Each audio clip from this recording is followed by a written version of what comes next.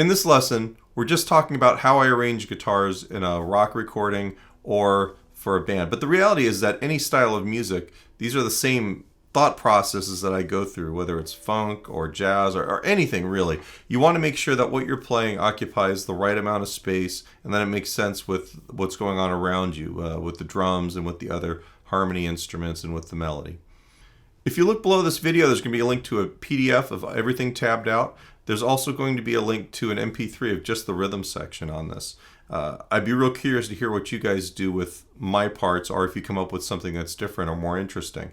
If you do something, make a video, put it in the comments below, and I'll check it out. Last but not least, if you like these lessons, please hit subscribe and like. What that does is it gets you notifications when we have new lessons. We do live streams twice a week, usually a lesson and sometimes a backing track every week as well. And you'll get notifications when those come out.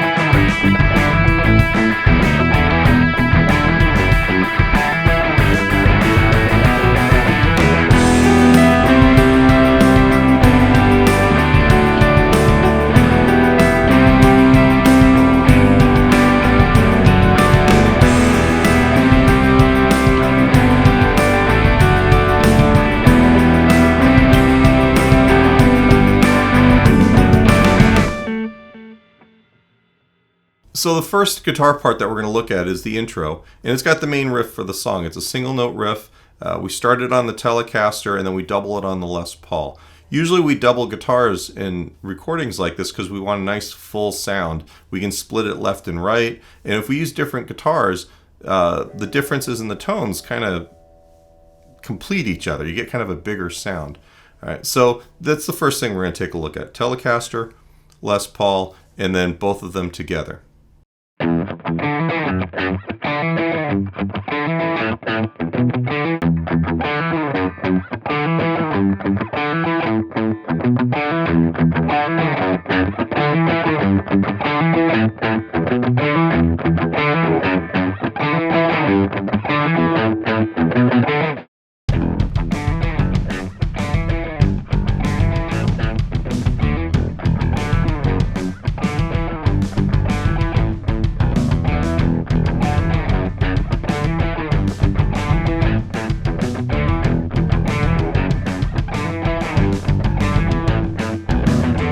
The first riff that we have here is the single note riff. It starts on the Telecaster and then gets doubled by the Les Paul.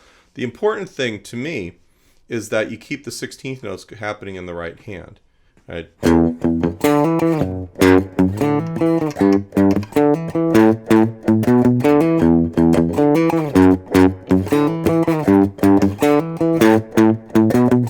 Right.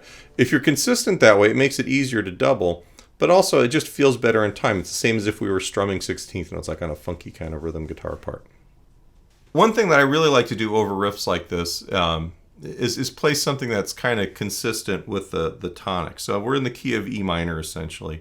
And what I'm going to do here in the intro, before it goes into the next part, on the Paul Reed Smith, is I'm going to play octaves, almost like a funky or disco part, but it's really straight ahead. It's really, really rock. This rhythm doesn't follow the rhythm of the original guitar. It lines up vertically in terms of, like, you know, on the downbeat of 1, everything, you know, is in time, and on the and of 1, everything's in time. And we'll talk about like gridding out time a little bit later on in another lesson. But you always want to make sure that whatever you're playing rhythmically lines up with the drum part and any parts like bass or other rhythm guitar parts below it. So what I'm doing is I'm playing these octaves. I'm on the neck pickup. I think it kind of works better for that kind of sound, but you could do anything you want sonically. I've got the E here on the 9th fret, 3rd string, and then the octave on the 12th fret on the 1st string.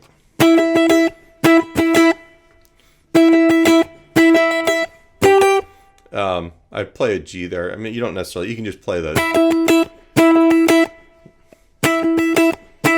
It's kind of this cool static note thing. It's rhythmic, it's different than the original riff to a certain extent, but it's still in time, and everything moves against it, so it works really nice like that.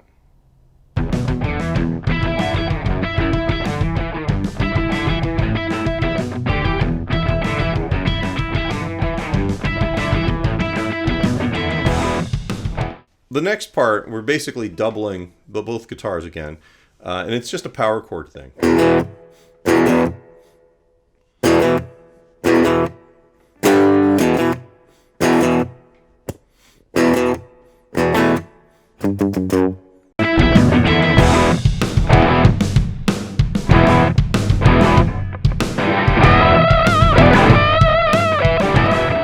The next part of this is the guitar solo.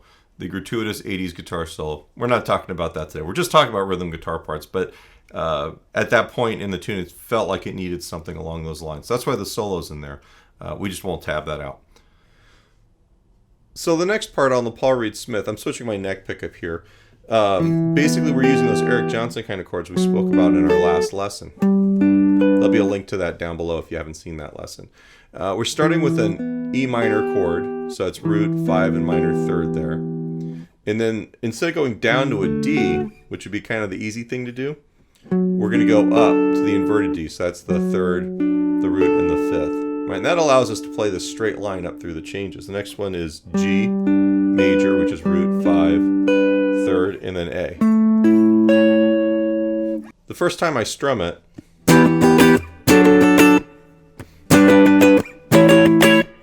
and then I do almost this, it's like a counter melody almost.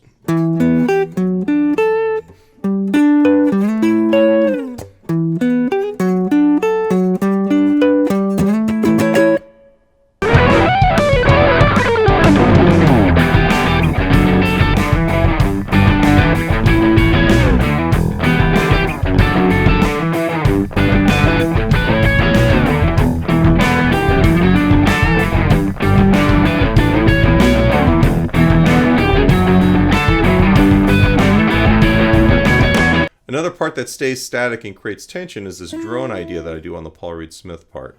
All right, I've got the open 1st string, and then I'm playing and that's an E, and then I'm playing the E on the 2nd string against it.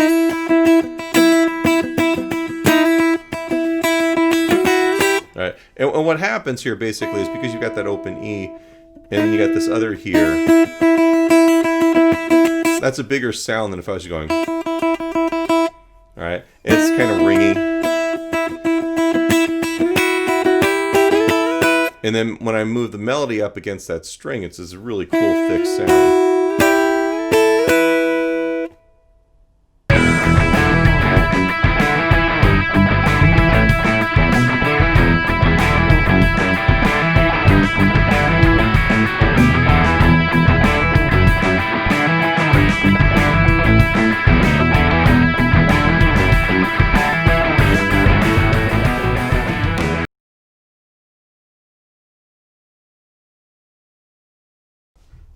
So what I consider the pad parts, the parts that are just creating this big harmony that's doubled. Still, it's the Telecaster and the Les Paul on either side. B minor, C, G, D, B minor, C, and then I'm going G, and then D over F sharp, right? So it's still the D chord, but I'm actually able to make this low bass melody thing happen. Right, and then those, that arpeggiation there is kind of a nice filler.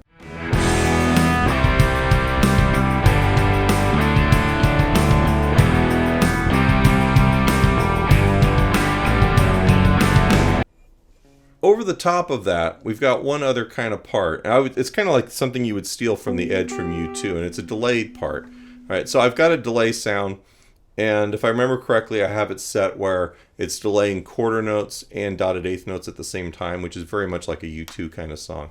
And I'm playing using our Eric Johnson triads, the split triads. That's E minor, so that's the fifth, the third, and the root. And this is C major. This is the root, fifth, and third. Notice that I only have to move one note to make that happen, which is cool because the other chord parts they're moving a lot of notes. So actually, if we can keep this as smooth as possible. And then if I go down to the G chord, I'm keeping the G on this finger. So it's going to be this shape, which is going to be, that's the third, that's the root, and then the D there is the fifth. And when I go to the D chord, I've got the second inversion D, which is there's the fifth, there's the third, there's the root. But I try and voice lead this as much as possible. It makes a really smooth part. And then with the delay happening, that makes it really nice and open. So let's listen to that part all by itself.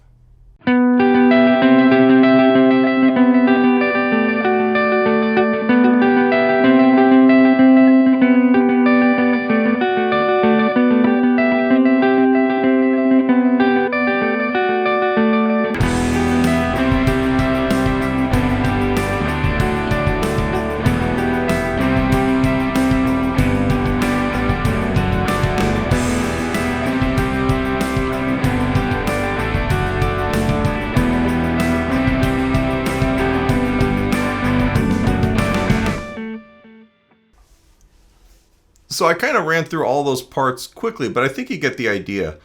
Really, whenever you're trying to record, you want to look at it like you've got this finite amount of space. It's like your canvas. And you can only fit things that are certain size within them. Now, the only sound that really has any real kind of delay or reverb or anything like that is the edge part at the end that I just showed you. The rest of the parts they're kind of dry. There's not a whole lot of delay or reverb. I'm trying to keep things uncluttered. Because what happens is the more of that kind of stuff you put on, it gets mushy and messy. And something like this, I wanted to actually have some punch, right? A real mixing engineer would have ways of adding ambience to those kinds of sounds without making it mushy. I'm not really that good at that sort of thing, though. So this is my thing is I try and make sure that what you're hearing, you're actually going to hear, and it's going to have a lot of definition. So if you want to take a whack at this, either by recreating my parts or coming up with your own parts over this track, feel free. Download the MP3 down below. You've also got the PDF. Maybe make a video or make a SoundCloud, whatever you guys want to do.